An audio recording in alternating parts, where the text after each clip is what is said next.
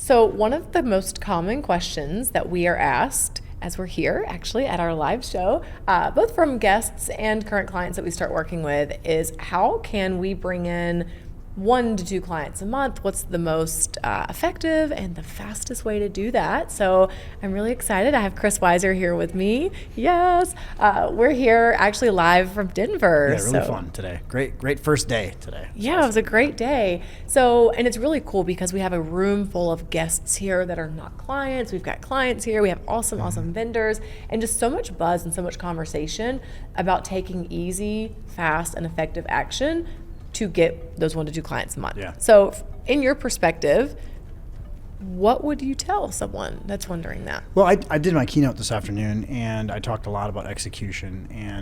But execution is important, but you have to have goal setting in front of it. So if we start to think about the things you have to do, I'd say first off, as an MSP, you have to not be afraid of sales and marketing, and you have to embrace that. And one of the things that I talked about in my keynote is, instead of outsourcing your sales and marketing, bringing it here and holding it close to right here. As you think about techs, I know I was a tech, guys. I have actively embraced sales and marketing for the last 20 years. Mm-hmm.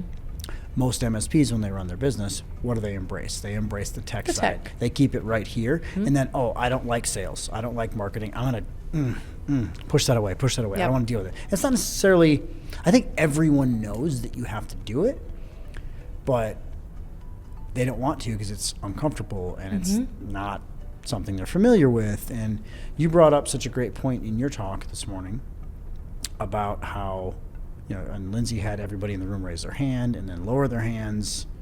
Where did I get that idea from? Not me. But it was everyone in the room raise your hand. Who here actually had a formal education to start your MSP? And like 7/8 of the room went down. And so, which means you can learn, you can evolve. You learned that, but it was easy and it was fun and it was stuff we like to do because we're techs. You have to do that with marketing. You have to do that with sales. So my thing out of the box is you have to change your mindset around that. You have to say, I'm going to be a growth-focused business owner. I'm going to be a sales-focused business owner. That doesn't mean you're bad at your business either. Mm-hmm. It means that sales and revenue and cash flow takes a primary seat. Because and that does not mean that you're bad at tech. That's expected. That's your craft. Mm-hmm. It's like you go to the dentist, you expect them to be really good at dentistry. That's part of the deal. They own a business. That's part of what it should be. So they shouldn't sales and market or sell and market. Mm-hmm. It's expected. It's part of what you do. Yeah. Yeah, so, I think that's important. So honestly, mindset shift first. Mm-hmm. Then we go into, we have to have a plan, and then we have to execute that plan. Yeah. Yeah. So it's interesting how our keynotes were really aligned today. We did not plan that either. No, we did it. We really did crazy, it. Yeah. So one of the things, or actually a couple of the things that I talked through in mine this morning was around having the goal. So, and you did this as well. Mm-hmm. So around having a goal. And I think one of the very first things that any MSP watching this or anyone listening in can do this is to have your MRR goal. Yeah. What are you shooting for? Like, what do you really want? Because everything that you do from a marketing aspect should be going towards that MRR goal. Should align with what your trajectory is. Yeah. So the question that you got towards the end tonight about social media, I loved your answer. I don't know if you heard me like, woohoo, over there in the corner, but he was like, where do you see social for MSPs? Like, where do you see social media marketing? And you were like, well, it's great and you need it, but ultimately you need to be driving them somewhere else where they can learn from you and where you can educate and then drive them to the first time appointment. Yeah, and you have to solve a problem. So social's key. For visibility and reach. Cold calling is key. Webinars, live events, speaking, like all those things matter. It's not just one thing. They're all key. But you have to actually solve a problem for them. And I think I had the example of CPA firms. Mm-hmm. Well, they have the FTC safeguards now. So you have to do a specific, and some of your keynote was also about niching down and focusing on that. That doesn't mean you only service a niche. It means that you work with multiple, one niche and market to that niche and change your messaging and speak to their language and actually talk to them. Not things that you as an MSP think are important. And I gave an example also of a gentleman that came to me and he said, hey, and this was on the 0 to 10K coaching call we had a couple weeks ago where the guy's like, hey, I'm doing my webinar. I'm like, okay, I'm not having anybody show up. And I'm like, what's the title? He's like, cybersecurity webinar. That's literally what I'm like, okay. I think your words were that title sucks or something. I'm like, actually what I specifically said was, there's no client in the world that is going to come to your stupid ass titled webinar. That's what I said. Because nobody cares about cybersecurity webinar. Like, nobody cares about cybersecurity. Yeah. Like, they really don't care. So if we're going to use any type of message around this, it has to be something that the prospect or the ideal client, so think about what your IPC is, or ICP, your ideal client profile.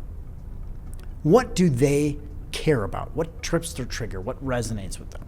You have to speak to that and solve that problem. So they're like, oh, wow.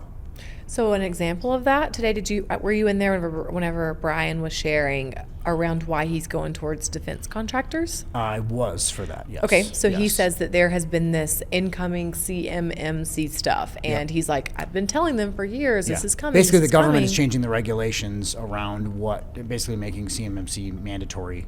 Mandatory. For all defense contractors. Yeah, so now there's this need. Then literally 4 years. Yeah. That this has been coming. 4 years in the pipeline. Yep. And so his whole niche is around servicing defense contractors for that reason. So that was such an epic example of having a problem that has to be solved. So all his messaging, his marketing, his outbound, his lead gen, all these things are going to be around, are you ready for CMMC? How prepared are you? You've heard about the CMMC stuff. What does this mean? Well, now it's finally to the point where his ideal client profile is actually going to be like, whoa. Mm-hmm. But he's been marketing for 2, 3, 4 years. Yeah. So who's the expert? It's him. It's him. Mm-hmm. And he's like salivating. Yeah. Because finally the pinnacle he's been waiting for is finally here. And it's just such a great example. And I talked a little bit in my keynote also about how important it is to have a simple sales message and to do that consistently for a long period of time. And it's like boom, boom, boom. There's like hammering a wall, and at some point you're going to break through that wall. Yeah. And I think one of the challenges that I see most business owners and then also most MSPs do is they're like, oh, I did this one thing. It didn't work. Marketing sucks. I'm never going to do that again. It's not easy. We kind of live in this instant gratification society. It's also easy for MSP owners because they're tech people. They like the tech stuff. They get instant gratification out of most of the tech stuff. Because it's ABC equals XYZ, and it spits out something on the end like a fixed product. Or no, we're building servers, and we're building stuff that actually have tangible results immediately. Marketing's tough because you mentioned on stage today that your group of Leads Mastery Mastermind clients are seeing an average of an 8% response rate on their cold calling through your system. Way bigger than industry norm, but do this on your own, this is where you sit. Like it's literally pounding your head against the wall for months and months and months and months and months, years and years and years and years. So can we talk about that? About the difference between outbound lead generation, which is what we're talking about with the 8% conversion rate, versus the inbound, like social media. Because I think a lot of folks misassociate marketing to just be social media and my website and my blog and my newsletter. And I think that they discount the power of outbound lead generation. So doing the cold calling and sending your emails and actually actively prospecting. And we do that internally. And you said it so well earlier. You said if we would have only relied on social media, this room would be empty. Yeah. I also said if I'd only relied on social media, if I'd have only relied on referrals, I wouldn't have a completely packed room of people. Maybe at this point, because we have such an audience and such a presence. It's even still, we still got to work for it. Absolutely. So it takes active work. You have to constantly work on these things. You have to be pushing it, and you can't give up on it. You have to. So it's an inbound versus outbound is so key. I see inbound as I'm building my brand. I'm putting my name in people's mouths a little bit, but it's the best I can do, and I can't control when they come to me. I see SEO as the same thing. SEO is important. I'm never going to say SEO, but it's a piece. And SEO is critical, but you're kind of at the mercy of somebody searching for you. Yep, and it's such a long-term play. I think it's great, it's cool, but it's definitely not going to get you fast results. Yeah, maybe. But it's a crapshoot. It's literally like you just don't know. Versus You can pick up a call. And I saw a TikTok yesterday of a guy said, I have a $6 million opportunity for you. It was the words on the screen. Okay. That was That the was title. their hook? That was his hook, exactly. That's a TikTok word. I didn't even use that.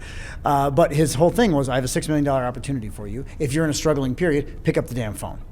Yeah. Call your prospects. Yeah. Solve a problem they have. It's the same stuff we talk about. And it's stuff that is in my feed all the time because I'm always like researching and reinforcing that mindset. But his whole thing was, if you want to double your business, even in a down market, which we're in election cycle, all these different things going on right now here in the States, and it's weird. Like it's that way for everybody. So you need to control those variables. Inbound, social media, ads. I mean, it's great. It's important. It's a critical piece. SEO, all those things, critical piece. But you cannot control that. But if you actively put your name in somebody's mouth, have an event, have a webinar with a good title also, and do the right things, you're going to see success. It's just, it takes a little bit of time, but it's going to win. Yeah. No, I think that's so good. And we have to normalize that. Like, you're going to kind of suck in the beginning. Like, you're not going to be Suck at great everything in the beginning. Yeah. And you just have to keep pushing and being consistent. You're never going to be great. And honestly, the people that are the best at that stuff, honestly, failed. I saw a meme yesterday. I'm on social media. Spent a lot of time I'm there. doing too much social media.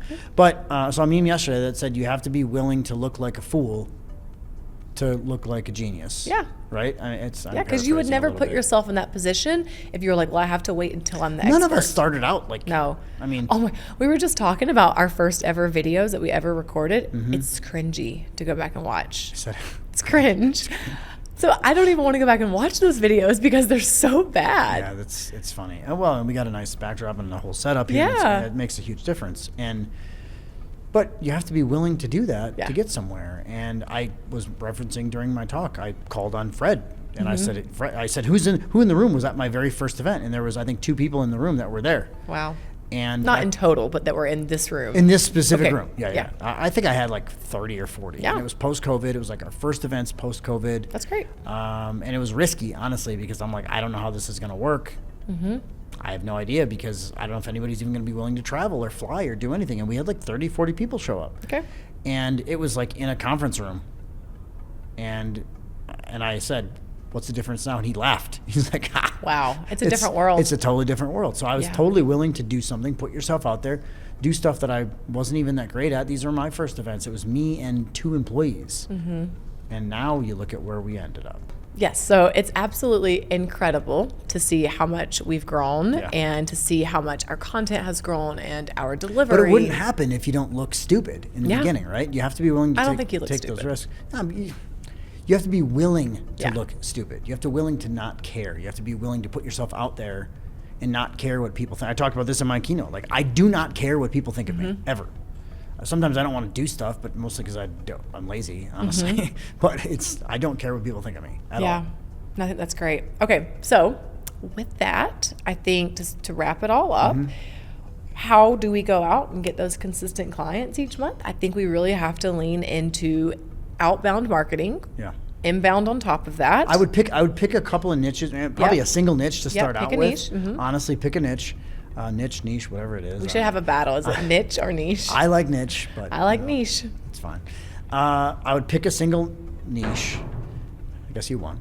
I'd pick a single niche. I would solve some problems that they have. Okay. So something you're maybe comfortable with.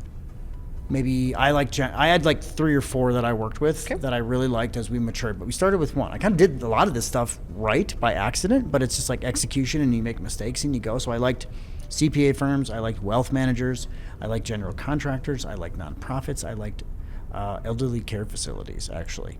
It's really easy to solve problems for them because they all have similar stuff, especially you're sitting here in a really good time for cybersecurity professionals because you're starting to get where the FTC safeguards, some of your insurance companies are coming in, mandating them to do stuff. They don't even know that for the most part, and they're dealing with the cheap guy. It is so easy to drive a wedge now. You just have to speak to those problems. So I think pick a niche, go after it, solve some problems, educate them like crazy. Educate with abandon is how I look at it. Like, give all of your give everything away. I'm going to teach you how to secure your own network on cybersecurity. I'm going to teach your elderly care facility how to properly protect your network. Well, they can't do it. Right. They can't get the tools. They can't. So let them do that. And who are they going to call? Oh, the person that they learned it from, the expert. That's right. Not the cheap guy that's not even doing that stuff. Yep. Show them why the cheap guy sucks. I love it whenever our clients will say, yeah, we just signed this deal because we were more expensive, because we made them do a cybersecurity risk assessment. We had process, and the competitor was just trying to give them a quote. And it was a red flag to the client. Yep. Yeah. And if you do it right, you don't skip steps, you actually have a sales process. That makes a huge difference. Yeah. Yeah. Okay. Well, you heard it. Don't skip steps. Market your asses off and don't give up. Yep. Love it. Thank you so much, Chris. You bet.